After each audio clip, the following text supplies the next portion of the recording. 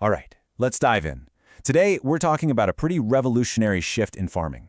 It's about moving away from this old model of constantly reacting to problems, always playing defense, and shifting toward proactively building plants that are so incredibly healthy, they basically become their own fortress. This is your tutorial on the plant health pyramid. And this quote, wow, it just gets right to the heart of the issue with so much of modern agriculture. By constantly spraying for pests and diseases, we're only dealing with the symptoms. That's the smoke. We're not actually addressing the root cause, a plant that has a weak, compromised metabolism. That's the fire. So this really breaks down the two completely opposite mindsets. On one side, you have firefighting. A pest shows up, you spray it. Fungus appears, you spray it. It's just this constant reactive war against nature. But on the other side, you've got fortress building. The whole goal here is to build a plant's metabolic immunity up so high that pests and diseases literally don't even see it as food anymore. So how do we actually build this fortress? Well, our blueprint is the plant health pyramid. And I've got to be really clear about this. This is not a menu where you can just pick and choose. Think of it more like a metabolic staircase or a ladder of dependency. You absolutely must climb it one step at a time in the right order. You just can't skip a rung. Okay, let's start at the very foundation. Level 1, fueling the engine. The entire goal here is to achieve complete photosynthesis, because a plant's fortress, just like any fortress, has to be built on a solid foundation of pure energy. So at this level, the plant really has one job: produce complex carbohydrates. When it fails, what does it do? It produces simple, watery sugars. And those sugars are like a giant magnet for soil-borne fungi like fusarium. So the goal is to get the plant's energy production so efficient that it literally starves out these foundational threats right from the very start.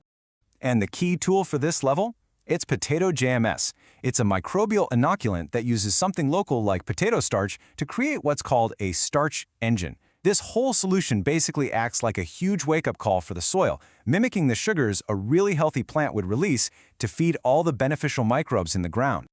So the takeaway here is absolutely crucial.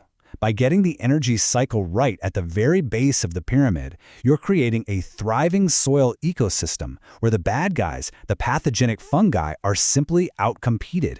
And just like that, you've built your first defensive wall, protecting your fortress from any attacks coming up from below.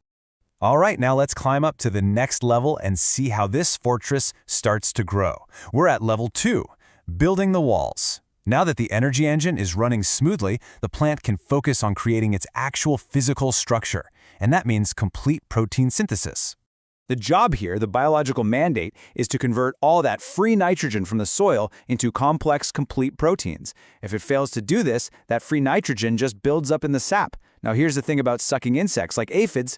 They have really simple digestive systems. They can only digest this free nitrogen. They physically cannot digest complete proteins. So to make this happen, we use the HBNF nitrogen engine. Purple gold is pretty incredible. It takes a waste stream, urine, and uses bacteria to turn its volatile ammonia into stable amino acids. But the real genius here is the catalyst, a ferment made from Brazil nuts. It turns out Brazil nuts are the densest natural source of molybdenum, and molybdenum is the specific enzymatic spark plug that the plant needs to do that final step of building a protein. And this just brilliantly illustrates passive immunity. See, we haven't sprayed some poison to kill the aphids. We've just changed the menu. By building complete proteins, the plant has removed the only food source these pests can even eat. It has literally become nutritionally invisible to them. Okay, time to climb up to level 3, installing the shield. With its energy and structure totally secure, the plant can now use all its surplus energy to build an outer layer of defense, a physical shield against any airborne threats. The goal at level 3 is all about storing that surplus energy as fats or lipids. This forms a waxy, glossy cuticle on the leaf. That's the lipid shield. Without this shield, the leaves are porous, they're vulnerable, basically like leaving a window wide open for airborne fungi like powdery mildew and blight to just waltz right in. The HBNF inputs for this level are a really powerful combination. You've got fermented hemp, which provides the omega fatty acids. These are the actual bricks you need to build that waxy shield. But lipids are heavy molecules. They're hard to move around. That's where fulvic acid comes in.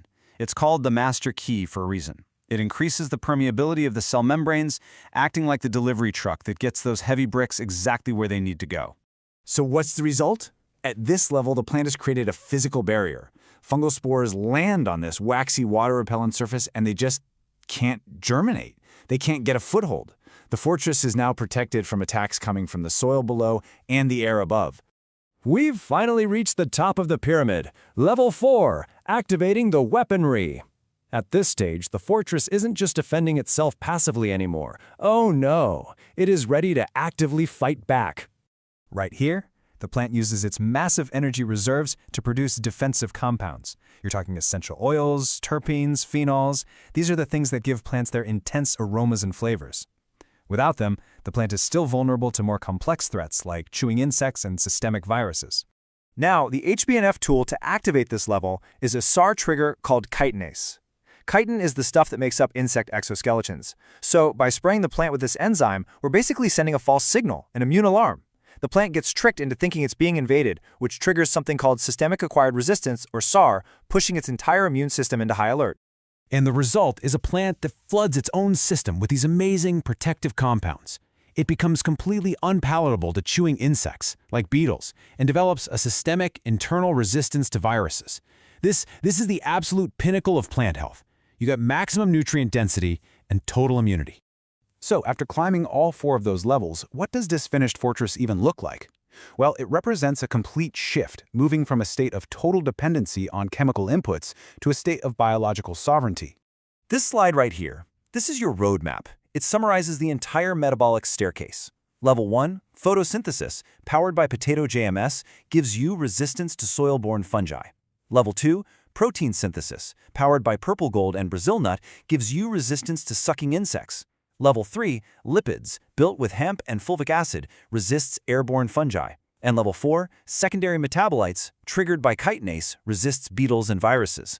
It's all right there. And this is the core manifesto of this entire system. It's a fundamental philosophical shift. Instead of being a consumer who just rents fertility in a bag, the farmer becomes a producer who manufactures fertility from local and often totally free waste streams. So, this explainer has given you the blue point. The tools are made from waste, and the principles, they're grounded in pure biology. So the only question left is, are you ready to stop firefighting and start building your fortress?